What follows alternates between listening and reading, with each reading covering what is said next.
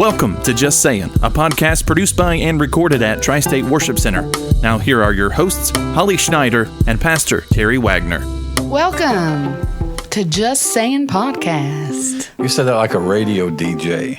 We are here at a new table and a new time that you'll never know. In our media room. Never know what day or time or place. Yep. Correct. This is a podcast where we look at real world issues through the lens of the Bible. Did I say it right? Boom. That sounded That's a mic right. drop. Yeah. Score. But don't really drop the mic. Yeah, please. This is a... Sorry, I had to take a quick drink. It's a podcast. Really hot in here. Oh, boy. I'm going to start coughing. What would you like for me to do to prevent that? Oh, no. If you hear a loud thud, just keep going. Don't worry about me. What do you think about that, Holly? Yeah. Holly? Crickets. This is episode 7. Season 8. Season 8, and then we're going to have 8 episodes in season 8. Yeah. 8 for 8. Our 8th episode will be lightning round episode, so I'm going to go ahead and push this plug is if you have any questions about the season or just any questions at all that you would like to ask us. Throw them out there. Please send them to twagner977 at gmail.com. At gmail.com. Gamel. Yes. Do not send them to me. I will not get them unless you Because send she them. has 33,000 unread emails. Right, in her unless email you send them box. to me via like Facebook Messenger or phone number. And Carrier pigeon. Yes, and if you do that, that means we're friends. Cool. Whatever. Or, yeah, okay. In the room, we have Pastor Terry, mi padre, Big T, Mr. Wag, PT Wag. T-Dubs, all the things. Hey, Welcome. you. Hey, you. Sporting his Cubs shirt today. Go Cubs. Go Cubs. And Colts. Man, what a game whenever this Whenever comes this out. was. You see Yeah. Anthony Rizzo at the Cubs game in the crowd? Yeah, and he missed the home run. He missed catching the home run ball. Can you imagine he gets paid for a he's living? he's supposedly going to be an ambassador for... Was he done playing? Yeah, he retired this year, I think. Oh, that's so sad. And this goes back to Winterfest last year. Okay. When they were going around Year before interviewing. last. Right, the year before last. The I'm like, Riz, yeah. Trying to Oh, come up with the Riz. Gen Z lingo, yeah. and they asked me, like, what's the Riz? I was like, Yeah. he played first base for the Cubs. Hello? Can you use it in a sentence? Yeah, Riz just went deep. And then Vicky got Slay.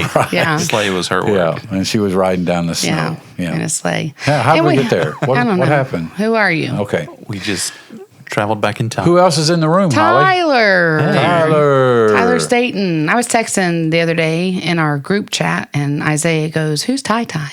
Oh, Ty. That goes back a few That goes seasons. back, yeah. And for me, even Yes. longer. My nieces and nephews call me Gotcha. Tai Tai. Okay. Uncle Ty Ty. You know, That's where I heard it from. It could have been. It could have been my mom first. I think we're going to refer to you now, Ty. Ty Ty the magician. That might work. I'll allow it. That might work. I'll allow it. How are you, I'm Mr. good. Tyler? I'm good. I'm a little warm as well, but Oh my goodness! If you need a drink, let me know. You guys are so weak. So just for everyone who's listening, before we get into our topic, every time we do the podcast, Pastor Terry turns the air conditioner on for us, opens the door because the room that we're in has no vents. And so he opens the door. He even puts this little fan in there that like shoots the cold air in and prepares it. Not today. You spoiled little. Not today. It's my fault. I was late. I think this is my punishment. It should be extra cold then. No, the AC went off. It went off because Tyler was late. No, it It was didn't not. sense that any humans were present. And Yeah. Well, Anyways, deal with it. all right. We will. who are you? Oh, I'm Holly. Oh, hi, Holly. Hi. Also known as Mo. Also known as You're known Mo. as Ty, Holly Mo from Kokomo. and she's not Not from Kokomo. from Kokomo. I am not. I am from Key Largo? Indianapolis. Montego. It just happened to rhyme for some reason when she was little. Holly Mo from Kokomo, even though she's not from Kokomo. Kokomo is about 40 miles north of Indianapolis. Yeah. But Holly Holly Moe from Indianapolis. That didn't work. have the same ring to it. Yeah, so we decided to go with Mo, and then the Mo part stuck. I mean, I still refer to her as Mo. I just figured maybe at one point she was very good mimicking Mo from the Three Stooges. Wrong. No.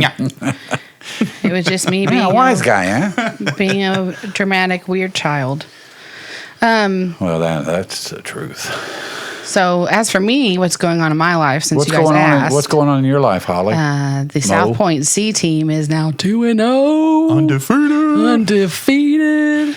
I'm currently whenever this comes out, we think. I keep refreshing my phone to see because the actual youth, that their league is putting out their standings right now. Yeah. So far, they just put D team out, so I'm waiting for C team standings. I guarantee you we're probably first in our division right now.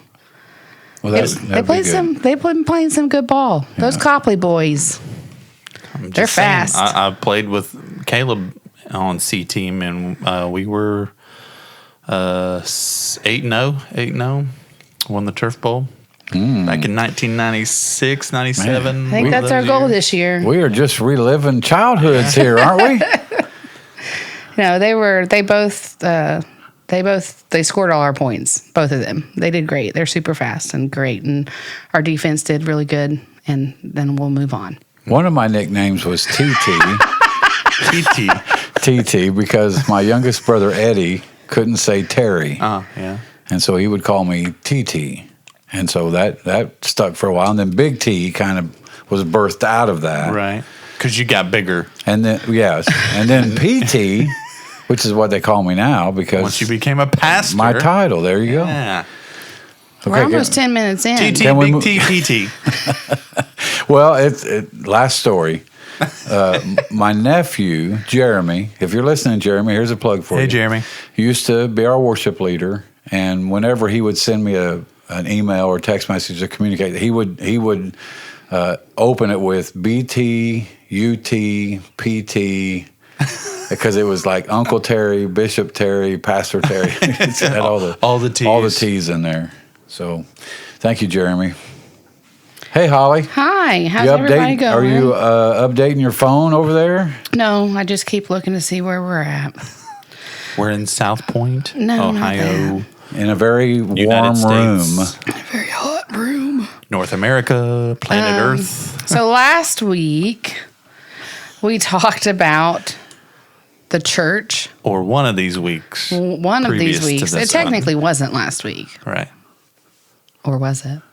Maybe that's the mystery. That's the mystery of the Just Saying podcast. We talked about the church, what it is, what it's supposed to be, the global church, and today we're going to talk about kind of the inward part of the church community of believers and what that should be. And so we're just going to ask some questions, and like we've done this before. We'll do a little back and forth. You'll answer, and I'll chime in. So will Tyler. What if I don't want to? We'll see how we do. I'll listen and nod. Yeah. Mm-hmm. And you do a fine job of that. I wish they could hear it. I wish they had a video of the podcast. Well, maybe from now on, when you say something, I'll just say nodding. Yeah, there you go. So, first question is: when you think of biblical, I know I'm gonna mess that word up at least once, but here we go. Biblical community. What picture comes into mind for you? Well, I think the first picture that I have is Acts chapter 2, of course. I mean, that was kind of the birth of this thing that we now see as the community of faith, the church. And it's, they devoted themselves to the apostles' teaching, prayer, fellowship, breaking of bread. So I see a group of people with some like-minded beliefs that have come together, and they are, if I could say it in the way that we say it today, they're doing life. They're doing life together, and they are propagating and spreading this message of the gospel, and they are doing it together. They do it together. They are exercising the gospel with each other, showing the love of Christ and sharing all things and so forth and so on. And they're also going out and obviously did an incredible job of spreading the gospel. Hebrews chapter 10 says that we should consider how we could stir up one another to do love and good works. And so I see that as that first century group of people that was a lot more dangerous than it is today, even though it's becoming more dangerous today to be part of a community of faith. Back then, I mean, your life. You took your life into your hands if you decided you were going to go this way. And so they came together for that time of teaching, that time of fellowship, time of breaking bread, praying together, and I think set an example and a model for what we should do to see biblical community. I'll probably mess it up now just because you said you're going to mess it up. Biblical community, and they would attend those, like, go to temple together. They would live together. They shared all things, and so I think it's a picture of just doing life together. The definition, just looking it up online, is a community of believers is a feeling of fellowship with other people as a result of sharing common attitudes, interests, and goals. And so I think that's what they were doing. They were sharing those common interests, those common attitudes, and the common goal, which the goal was to spread the good news. And I think they did it, and they did it effectively, obviously, or we probably wouldn't be here today. What do you think are the major differences between what that's supposed to be and kind of what you see at the church as today? And I'm talking like a corporate body, not like the Nazarenes versus the Baptists or versus this, but inside of church. I think that is part of the problem. Which we did touch on that last episode. It was supposed to be one church, a Catholic church. The word Catholic just simply means one church, world church. But I think that's the difference. Is that I don't even know if you can say difference. It's just, unfortunately, I don't know that it's even existent anymore. Community? Yeah, the way it was then. I think some people have tried to incorporate it. Absolutely. What they call the small groups. Small groups. Yeah. Which I felt like at some point, and I'm not saying that we still won't, but at some point I thought that's what we would do, that we would, be a church of small groups. We're not, as far as what the church sees as small groups, we're not. But now I probably have expanded the definition of small groups because I include, we have Sunday school, which I think is small groups. We have Wednesday night classes, which I think is small groups. We have a Royal Ranger program, which is for young men from, I think, kindergarten to 12th grade to be trained and disciplined in leadership skills and so forth, kind of like Boy Scouts, if you will. That's a small group. And I am shamelessly putting plugs in right now. We have a what we call Glow Girls, which is our girls group, kind of like the Boy Scouts, except for the girls. Same thing, small group. We have a ladies' Bible study that meets on Thursday night, 6 o'clock, small group. We have a men's Bible study that meets on Sunday night, small group. So I think that small group mindset is I think we've tried to say this is how we're going to do community. We're going to do it in small groups. I don't know that it is as effective as what the first century church was able to do. And I think that a lot of churches have done it and they're good at it. And I'm not here to disparage that at all, but I don't know that it reflects really what it looked like in the first century. And I think the reason is because life has become so busy in our world, so busy and so loud, that creating space for community has really become a challenge. It's become a challenge on a personal level. It's become a challenge on the corporate level. That to create space for us to fellowship together and have community together, time has become the commodity of the day. Somebody asks you, can you help me do something? You don't ask how much it's going to cost. You ask how long it's going to take. And so time has become the commodity of the day, and trying to create space for time to have community with other believers that we go to church with has just been a real challenge. and for a lot of reasons that we might get into later. But I don't think, I guess the short answer is that I don't think it looks like the first century at all. Okay. So you kind of already talked about this next question, the cultural and internal factors that led to kind of that change. Yeah, well, I mean, think about, I mean, when I was born in 1959, I'm a child of the 60s and the 70s. Yeah, I know. Grief. Nodding.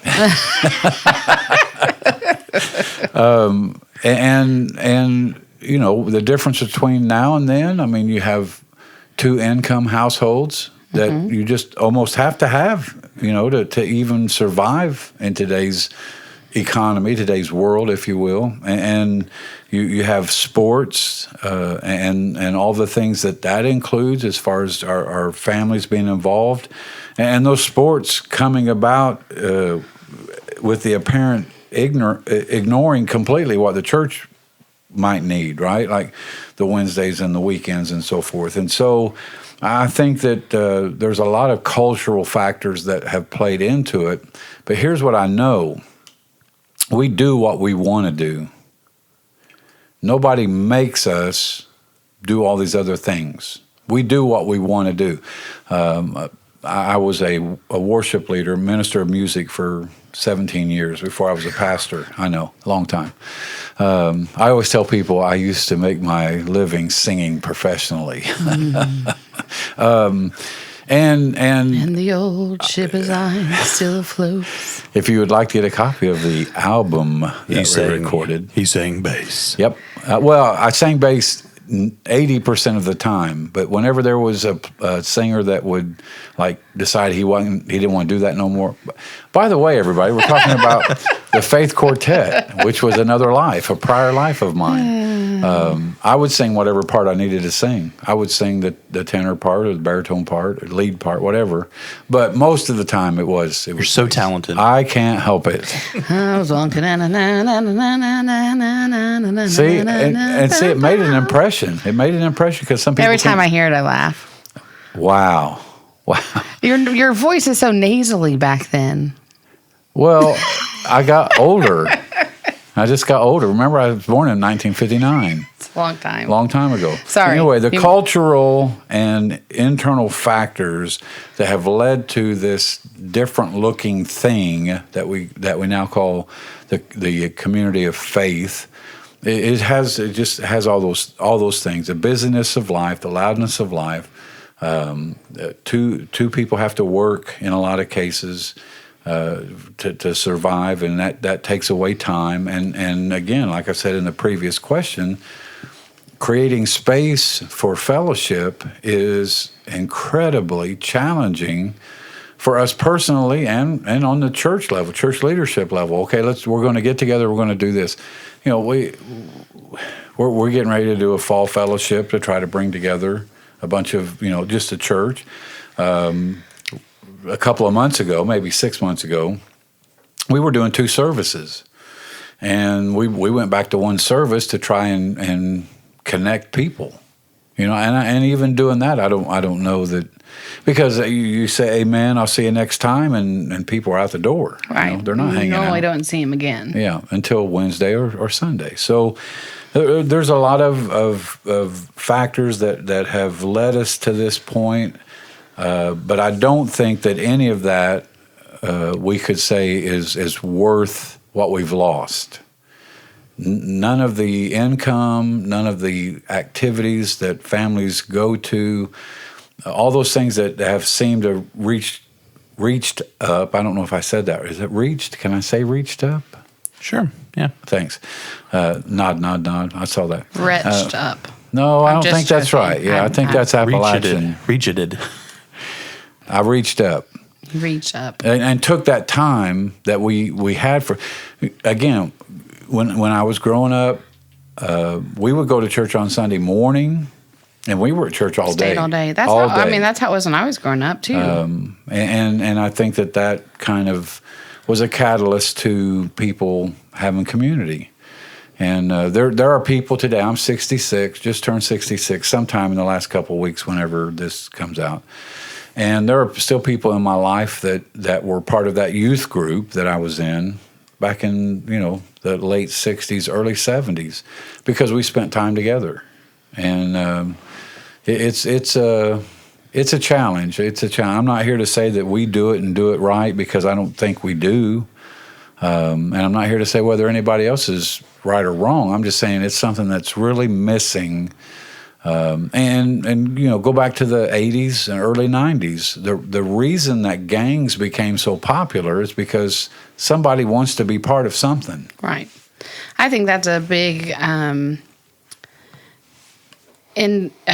reached. Oh. A deciding factor, a big pull, a big influence for the LGBTQ plus community. Sure. Yeah. Is because, like, literally they call themselves a community, right? Yeah. And if you're an outcast or if you don't feel like you belong, come here and we'll find out why, we'll tell you what you can be, and we'll do all this stuff. And they're there for each other. They fight for each other. They do things together. They have rallies and they have all these things. And, they are finding community in places other than the church, which is sad. It is, and misguided. Yeah, absolutely. Yeah. What's just speaking on the sports front, I mean, we are in a busy season. Yes, you are. You should be a grandparent. I'm trying to get to all the grandkids' stuff. Difficult, Man. hard for you. Oh, my goodness. Tell us how bad you got it. If only there were two of you. No, I don't have it bad. I love it. No, it is busy. So Monday nights, practice. Tuesday nights, practice. Wednesday nights, church. Thursday nights, practice. Friday nights. Talking about practice. Yeah, we're talking about practice? That's used to be Ryan's favorite basketball player. So then Friday nights, we either go to South Point home game for Jonas, or we'll try and catch, like, if any of our kids are in the band or football or whatever. Saturdays, game, concession stands with Journey, then Sunday, church. Mm-hmm. Busy, yep. right? Yep. So I have very few friends in my life, but I do have a few. What? And one of the things that I've been doing is, like, come sit down at the football field with me and while Isaiah's practicing, and let's catch up and let's talk. And that's one of the things that, just trying to fit things in where you can, because it's like, oh, let's go get coffee. Well, your kid's doing this, or you're working here and I'm working there. Okay, I'm going to be sitting at the football field from 6 o'clock until 8:15, Monday, Tuesday, and Thursday. Come down and hang out. She's making a commercial right now. No, please don't. Don't randomly come down and hang out. That'd be awkward. But that's what I've been doing just to fit stuff in. And I think this fall festival is amazing. Pop festival, but fall fellowship is good. I think we need to do more things to get families together and get people to know each other, because I feel like one of the difficult things, and I'm going to skip to this question. Oh, boy.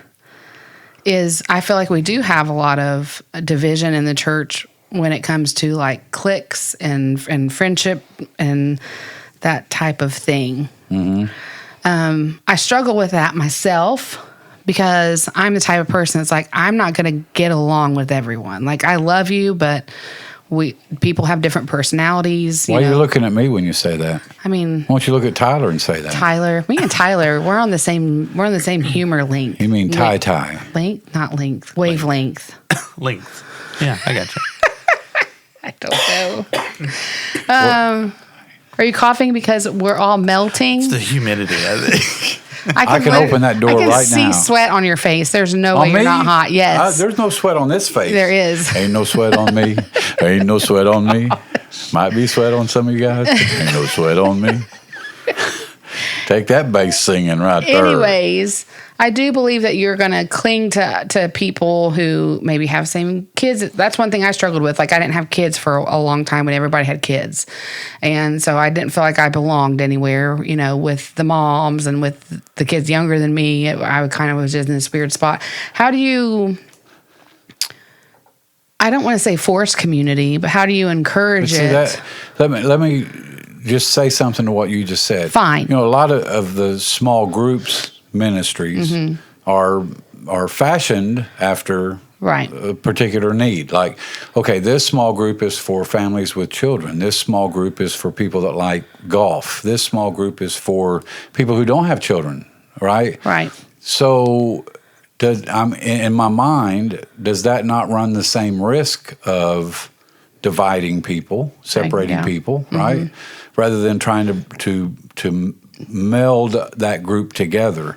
And I think that's the real challenge. And I think, how do we address that? How do we address this division that seems to always want to find a way to work into the community of faith, to the church? Well, I think we have to be, number one, we have to be so very intentional about breaking down walls. Yeah. I am, and it took me a while to get here, but I feel like I'm the person that am extremely comfortable in my skin. I know who I am. I know what God's called me to do. And because of that, because I'm so comfortable, I don't meet a stranger. I don't, even if a person has issues with me, doesn't like me for whatever reason, I can hug that person and look at them, make them feel just as welcome as somebody who's my greatest supporter. And I think that happens through intentionality. Because if we did what we wanted to do, if we did what our humanity wanted to do, we would break off in groups of people that we like and people that we want to be around. But I think if we're going to come against that division, cliques, whatever you want to call it, church hurt, I think we have to be intentional about breaking down the walls. But in the end, in many cases, you're dealing with personalities. Right. And anybody that has not spent time in church leadership, this won't make any sense. But I might think in my mind that that's the number one challenge in ministry, is dealing with personalities. Well, that's just not who I am. Well, I'm introvert. Well, I'm extrovert. Well, I'm quiet. Well, I'm not. And it's like, no, why can't we just all have this common interest, which is the gospel, just like they did in the New Testament, come together for some teaching, break the bread together, pray together, fellowship together, and be a community. Well, I can't do that because I'm just not comfortable around people. My mom and dad, and they gave me a lot of little, what do you call them, idioms, the little sayings that, one of the things they always said to me was like, want a friend, be a friend. And You always tell me it's hard to hug a porcupine. It is hard to hug a porcupine. Hence me being the porcupine. Right. Do you know that from experience? Well, yes. No, it is hard to hug a porcupine, but it's not impossible. And Catch more flies with honey than... Yep. Well, and the truth is, you're never going to be comfortable around people unless you put yourself around people. And I mean, the saying, number one, people that are not going to be part of the community because they have church hurt. I'm sorry, it doesn't fly. The church never hurt anybody. People have hurt people, but the church never hurt anybody. And so people say, well, I don't want to be part of a community of faith because I got hurt at such and such church, or this happened when I was a kid, or my mom ran off with the preacher, or the preacher ran off with with the organ player. None of that matters. Is it real? Of course it's real. It happens, yes, of course, but it doesn't matter. I served, and I want to be careful how I say this. I served at a church once for 12 years. For 12 years. And for 11 of those years, there were people there that hated me. But the Lord never opened up the door for me to go somewhere else. The Lord never resolved that tension. It was just something that was a learning process for me of how to include and bring in people that for whatever reason don't like you. This is something I struggle with. Yes, I know. Okay. Just want to admit that. With As everybody. your daddy, I know. Yeah. But it is hard. It is hard. And I struggle with it on different levels. I struggle with it for our church. I'm very guarded because I'm your daughter, I'm Ryan's wife, and I'm also a ministry leader myself. And I'm going to just call you out on the spot. I don't know Oh, boy. I don't know if it's you or so much as mom or just Maybe we could edit this part out, or just things that we've been through in life. Well, But I've always been told that your family, when it comes to ministry, your family is going to be the closest that it gets, because some people will just want to get close to you to be the devil's advocate sometime. People want to get close to you just to see how much you're going to tell them, like how much of the end they can be. Some people will just want to be close to you because of your position and who you are. And so I'm very, very guarded on who I let in my life. But that's also become a stronghold, because there are people I feel like God has placed in my life there to bless me and encourage me and be good friends to me, that I keep at arm's length. Mm-hmm. And it's difficult. It's very difficult for me. And take that times however many people are in your particular church. Right. That what you just said, just multiply it by that many people, and that's the personalities that you got to deal with. Right. Like there are some people, and we've talked about this before, that are just so kind and have just this joy of the Lord that is just so abundant. And he can vouch for it. I'll ask him. I'll be like, "Is that for real? Is that person for real? Are they really like that all the time? Like, because it almost seems fake, right? Like, are you like that at home? Are you like?" And that's me being cynical. Like, I shouldn't be like that. Right. I think there are people. There's several people. We have a few people here at our church that are that way. They just. But I also know, in their cases, some of their backstory as well as what they're going through life right now, and to see them to be that way, knowing what they're going through, is an encouragement. Right. Yeah. Right. But it does come across that, oh, that's a person that just acting like it. They got the glory of the Lord with them all the time. Blessed and highly favored. Yeah. And so you said something to me a couple days ago that really kind of provoked some thought.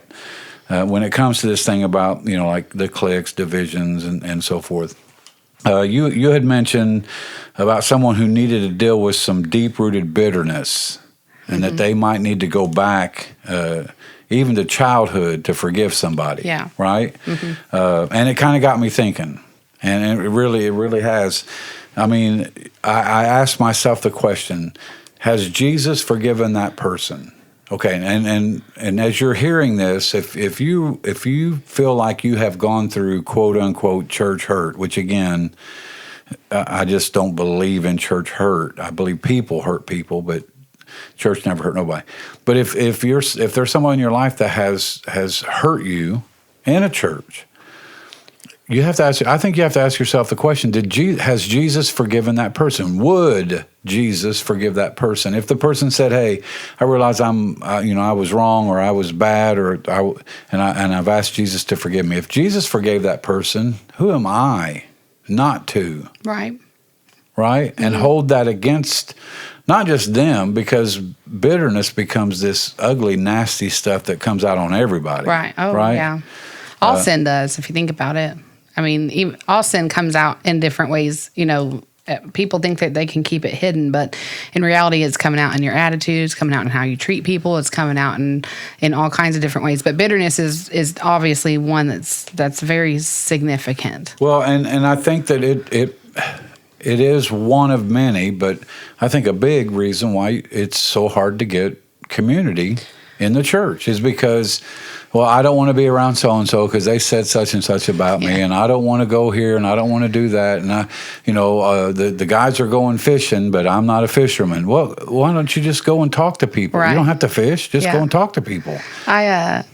I don't mean to interrupt. You just did. I'm so sorry. Do you want to finish your thought? No, I'm done. Okay.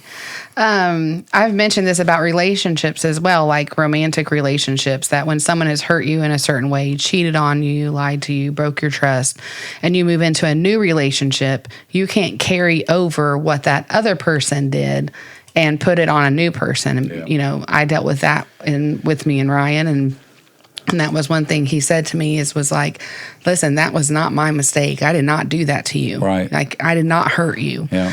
And he's never given me reason to break his trust, and I shouldn't have being in a place where I was trying to bring that into our relationship.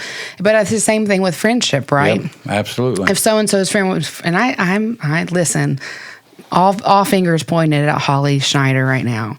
Like, there are certain people, they are both pointing all of their fingers at me, just so everyone knows.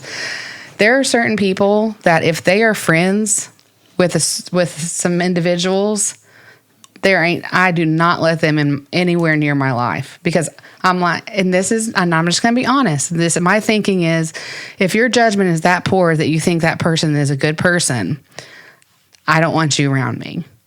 Now, I need to forgive the person I have judgments toward. Right. That's kind of my point, is that you got to go and say, okay, well, that person may have been a bad person. That person may have made some bad decisions in life. That person may have sinned.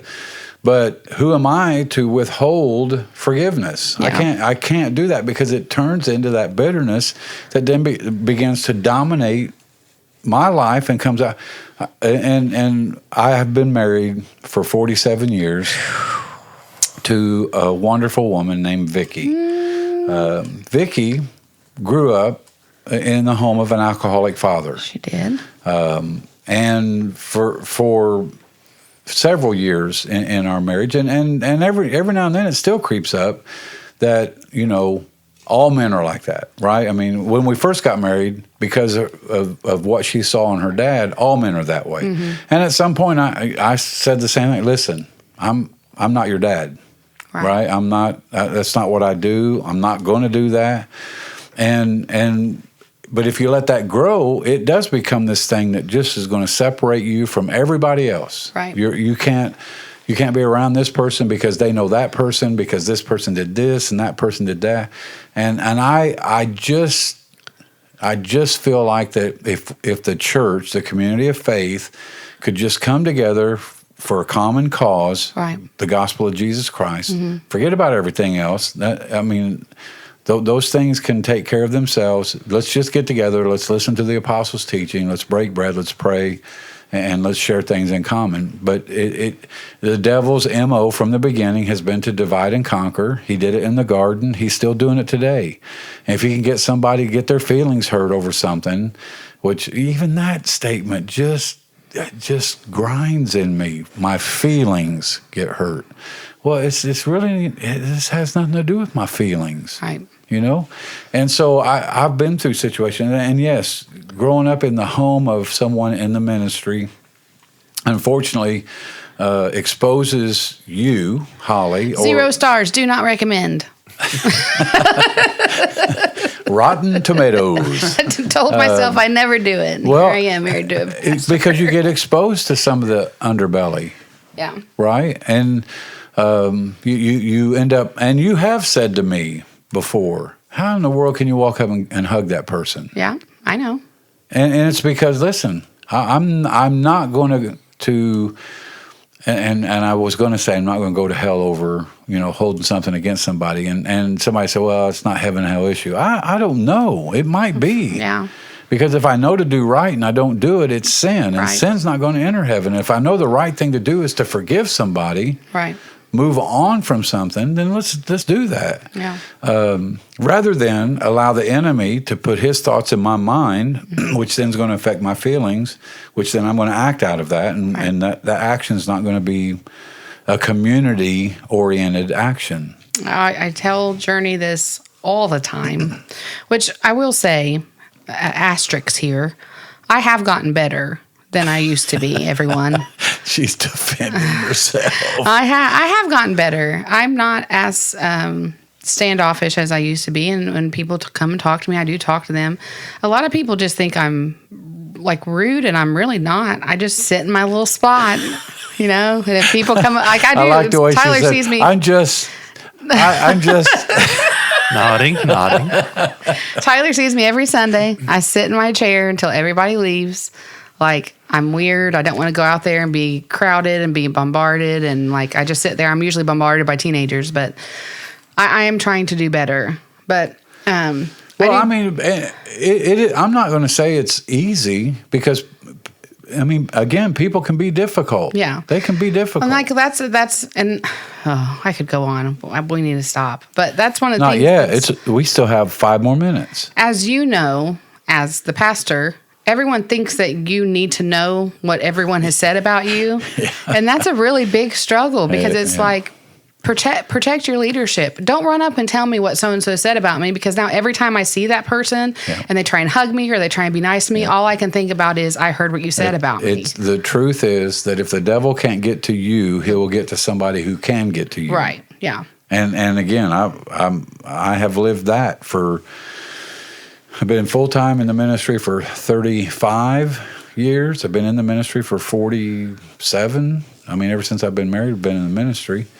And I have discovered that saying to be so incredibly true, that people want to come and act like they're really your friend, and they may, and in all honesty, they may feel like they're doing something good, Right. But they're not. No. I mean, again, I mean, it's Mama always said, if you you can't say anything good, don't say anything at all. it's gossip. It is gossip. I mean, that's just plain and simple. It's something is. that says that God detests. I have a hiding place. Don't say it out loud. Too many people have found it already. I know where it is. Before service, If you'd like to know, email me at TK Staten. Nodding. and part of the reason that I do that is to create some space between me and the people that want to do. And again, I don't think they do it maliciously. I don't think they do it for a wrong reason. I think that they genuinely feel like I need to know something Right. 5 minutes before I'm going to walk out on the platform. And I just, I'm guilty. I do that a lot. we usually text each other from the wheelchair. Usually it pertains to something going on in the service, though. Yeah. But Look at this new thing I found we should buy. yeah. Or we need 2 more wired microphones for the youth group. That's me. But again, I have to realize that not everybody is seeing the world the way I see it. Mm-hmm. And while I might be hearing something, I'm thinking, why now? Why are you saying it? I have to stop and think, well, this is a person that doesn't see me any other time. Right. And they found my hiding place. Right. So now I got to change it up. So many people come up to me, have you seen your dad? I'm like, one of those half yes and no, Wait a minute. No nods. You're going to tell me you've never told anybody where I was at? I don't think so. Because somebody. I always say, I know he's here somewhere. That's good. I don't use that. You should. I should. I think the only person I may have told was like maybe Irene once. Like, Yes. I'm not going to not tell Irene. Yeah. Who's not going to tell Irene Yeah, something? the Lord might strike me down if that would happen. And we can finish it up, move on, whatever. But I don't want people to think that somehow I'm isolationist. I'm not. I'm a people person. I want to be around people. But when I'm getting ready to, deliver a message or a sermon, I'm trying to clear my mind and trying to focus in. And sometimes that is when The enemy wants to move. he wants to be 100%. distracting. I always tell Journey, well, I always ask them, and I know I've said this on other podcasts, is what's the root? Like when they come to me with an issue, if they're having issues with their parents, boyfriends, friends, job, whatever it is, personal things, I say, okay, well, what's the root? Because 99.9% of the time, the problem is never the true problem, right? It's always a root of something else. Mm-hmm. And so if you are listening and you are at a church where you're having a difficult time finding community in your church, I would start with asking yourself, what is the root? Right. What can you do? Because too many times we say, well, no one else is doing this. Well, no one else is doing that. What can you do to change things in your life? What can you do to be personable? Even if it's just one person a month that you're reaching out to or asking to coffee or going out with your family or whatever it is. What can you do to build community? Mm-hmm. That's one thing, and I'll end on this story unless you have something else to say. I do.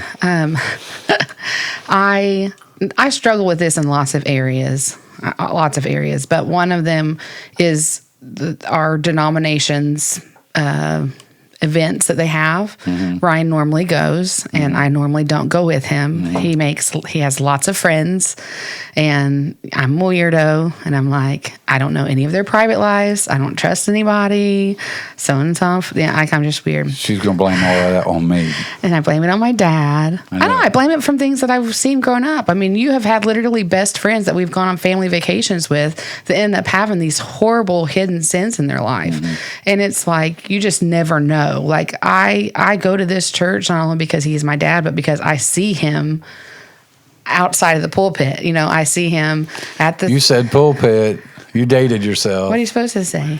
Well, that's what somebody told me. I said, well, I was at the pulpit, and they're like, pulpit? What That's do you call so it? old. I don't know. They call it a lectern stand or something. Podium. Podium. Okay, so it's the same guy on the stage as he is at home, as he is anywhere else. And so I have gone. There have been times when I thought, okay, I'm going to leave this church because honestly, somebody hurt my feelings. I'm leaving. I've gone to different churches around this area, and the whole time I sat there and thought, I don't know these people. Like, I don't know their character. I don't know their integrity. I don't know these things. Anyways, go to these events. Ryan's like, I really want you to go with me to the prayer conference. And I'm like, ugh.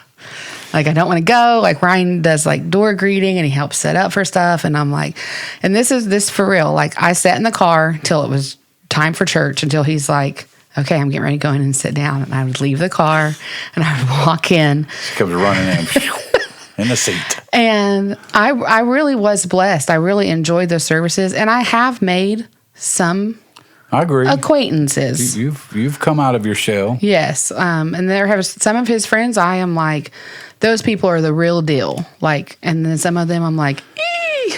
Like, I don't know, babe. Did you really make that noise? I don't know about that one. I hope not. Because they were saying the same thing about you. Like, why is Ryan's wife so weird? Yeah, why I'm does she like make them Wednesday weird from the sounds? Addams Family, like just sitting there staring at them. Like, does she talk? They go out and eat, and she says, "Play with your food." But I have found myself over the years, especially after adopting Isaiah, that he needs to see us building relationships and having relationships with people, because he will be a reflection of that one day. Yeah. AKA why I'm so difficult. It's my family. Well, it like I said, when you're exposed to all the inner workings and mechanisms and underbellies of church work and ministry, it can affect a person. Well, we moved here. We were all we had. Yeah. We didn't have a family. All right. So here, before we close, let me take a minute and a half to give you some small steps that you can take if you feel like that you need to rebuild some genuine fellowship, some genuine community. Number one, realize the importance of relationships. God said, let there be, there was, all that was good. But then he created man, and he said, this is not good. And what he said was not good is it's not good for man to be alone. So relationships are crucial. Increase the opportunities for fellowship. Invite somebody to go out to lunch after church. Invite somebody over for coffee. Just increase the opportunities. Then lead by example. I mean, if you think your church, your community of faith could use some more fellowship, some more community, then lead by example. Yeah. Build fellowship by getting with other people and sharing time with them and sharing life with them. Get some work projects. Something that needs to be done around the church, or even something in your neighborhood, make that announcement. Take a lot of people. Let's build some community there. And then the last two things I would say is ask yourself, what does God want of me? Yeah. When When it comes to building community, when it comes to building fellowship, relationships, what does God want? I mean, does God want me to be, hide my head in the sand and act like, that's not an issue, that's not important? Or does he want me to be a catalyst to go in and help that to become more fruitful, better? And then the last thing I would say, and this is probably the hardest thing for a lot of people, stay even when it's hard. Yeah. The easy thing to do is quit. Anybody can do that. Yeah. The hard thing to do is to stay and make a difference. Don't just leave and run, because it even goes back to what you said about in marriage. If you unfortunately in multiple marriages, and if you don't fix the problem from marriage one, you drag that into marriage two. And the same way with church. If you don't fix what's wrong at the church that you're at, even if you leave, you're just going to take that with you. And so That's just very true. stay even when it's hard. I'm done now. All right. I'm done now. So this was our last episode of this subject in our season, but we have one more episode because it is our lightning round episode. I was just trying to figure out what you was talking about. We would love to have your questions, whether it's about something that we have talked about during this season, past seasons, anything. Yeah, what our favorite color market, is. Yeah. anything. I would love to talk about my dogs. If you want to ask us about my dogs, I could talk about them all day long. I do have one more thing to say.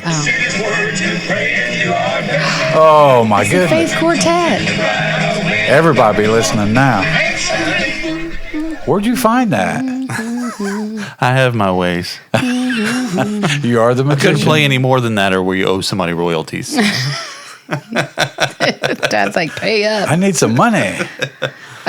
Send our questions. Go ahead. No, I was just going to tell a story. We're out of time. twagner977 at gmail.com.